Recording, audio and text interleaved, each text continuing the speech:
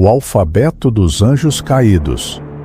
Há palavras que não pertencem a este mundo, palavras que não foram forjadas pela língua dos homens, nem modeladas pelas bocas dos profetas, palavras que foram sopradas no vazio antes do tempo, códigos primordiais que vibram além da frequência da realidade ordinária. E entre essas palavras, poucas são tão temidas quanto as contidas nas chamadas chaves enoquianas. Hoje adentramos a mais misteriosa de todas, a 19ª chave. Aquela que, segundo os antigos, pode romper o véu entre os mundos. O que você ouvirá agora não é apenas história, é uma convocação, um eco de sabedoria esquecida, uma porta entreaberta para o abismo. Para compreendermos o poder oculto da 19ª chave enoquiana, é preciso retornar ao século XVI, aos tempos do astrólogo e conselheiro da rainha Elizabeth. Junto de seu parceiro espiritual, Edward Kelly, Dee afirmou ter recebido uma linguagem direta dos anjos. Uma língua pura, anterior à Torre de Babel, falada antes mesmo da queda. Os anjos, diziam eles, haviam entregue à humanidade uma gramática cósmica, uma linguagem de comando sobre as forças da criação. Os textos deixados por Dee e Kelly, incluindo os diários mágicos e as transmissões recebidas por espelhos negros e cristais lapidados, revelam a estrutura de uma linguagem inteira, o enoquiano. Uma língua com regras próprias, alfabeto próprio e um conjunto de invocações chamadas de chaves ou chamados. Elizabeth I, John Dee. Ao todo, são 19 chaves, cada uma destinada a acessar diferentes reinos, esferas ou entidades. Mas a 19ª é diferente.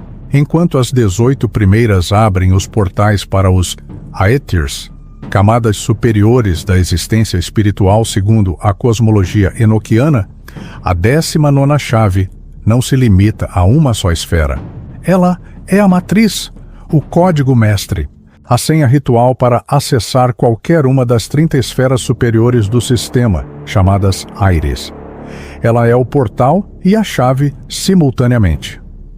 Ao ser entoada com precisão, essa invocação é dita ser capaz de rasgar o tecido da realidade consensual e permitir contato direto com inteligências que existem para além da forma e do tempo.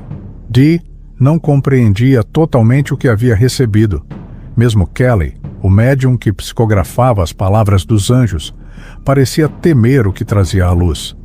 E com razão, porque, segundo os registros, o uso da 19ª chave produzia efeitos inesperados, visões perturbadoras, distorções da percepção do espaço-tempo e manifestações de entidades não humanas, algumas angelicais, outras não. Mas o que faz essa chave ser tão poderosa? Primeiro, sua estrutura linguística. A 19ª chave é composta por uma sequência de frases que, na língua enoquiana, seguem uma métrica matemática que lembra a construção de mantras védicos e fórmulas pitagóricas. Cada palavra possui um número vibracional correspondente, e a ordem das sílabas obedece a uma lógica que se aproxima de algoritmos. Muitos estudiosos modernos do ocultismo, como Donald Tyson e Lon Milo Duquette, compararam essas invocações a linguagens de programação metafísica. Segundo, o código simbólico embutido em sua gramática. Algumas ordens mágicas do século XIX, como a Golden Dawn, afirmavam que a entonação correta das chaves enoquianas podia alterar a malha energética do praticante e do local em que eram pronunciadas. Mas a 19ª, em especial, parecia produzir uma espécie de dissonância vibracional, rompendo as barreiras mentais e espirituais da realidade objetiva. Em outras palavras, ela é uma senha de acesso, uma ruptura programada, um código inserido no tecido da criação para permitir o contato, ou a invasão, de outras inteligências. E aqui entra a parte mais perturbadora da investigação. Há indícios de que a linguagem enoquiana não é exclusivamente celestial. Autores como Aleister Crowley, que explorou intensamente os Aethyrs através da 19ª chave durante sua jornada conhecida como o Vision and the Voice, relatam que os seres acessados por esse chamado não são os anjos tradicionais da tradição judaico-cristã. São entidades mais antigas, anteriores, muitas vezes ambíguas. Em algumas visões, pareciam ser os mesmos Watchers, os vigilantes descritos no livro de Enoque. Estes seres, segundo o relato apócrifo, foram os anjos que desceram à terra, se uniram às filhas dos homens e ensinaram segredos proibidos à humanidade: magia, astrologia, metalurgia, encantamentos. Por essa traição, foram aprisionados em abismos dimensionais. Mas se a 19ª chave permite acessar os Aethyrs, e se nesses reinos estão aprisionados tais seres, então o uso dessa fórmula não seria apenas um ato de invocação. É mais uma libertação? É essa a tese que alguns ocultistas modernos defendem, que a 19ª chave é uma tentativa de comunicação dos próprios vigilantes, um código criptografado em linguagem angelical, que, na verdade, foi entregue por inteligências que buscavam restaurar sua conexão com o mundo físico. Em rituais de ordens como a Astrum Argentum ou a Fraternitas Saturni, registros indicam o uso adaptado da 19ª chave com adições cabalísticas, símbolos sumérios e configurações astrais específicas, sugerindo uma fusão de tradições para facilitar o retorno dessas entidades.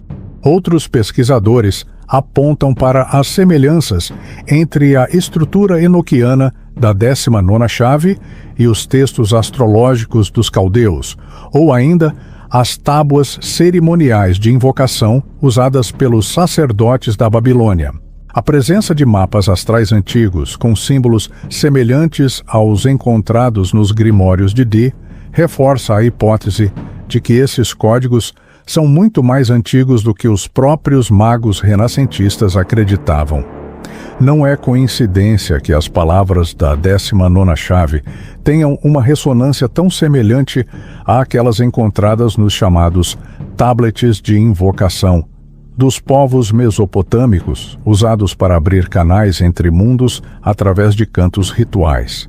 Há ecos entre o enoquiano e as fórmulas sumérias, como se ambas as tradições estivessem tentando decifrar ou reconstruir um mesmo idioma primordial, um idioma dos deuses. Mas o que acontece quando a 19ª chave é realmente entoada? Isso é algo que poucos ousam descrever com detalhes. Os relatos variam. Alguns falam de rupturas na percepção do tempo, sensação de se deslocar entre realidades, visões simbólicas, sons indecifráveis, figuras geométricas flutuando no campo visual. Outros relatam presenças, entidades que se manifestam à distância, sombras que se deslocam, mensagens telepáticas. E há aqueles que afirmam que se deseja continuar explorando as linguagens do invisível, as fórmulas ancestrais e os chamados esquecidos, inscreva-se no canal Caminho da Lua. Deixe seu símbolo de presença com um gostei.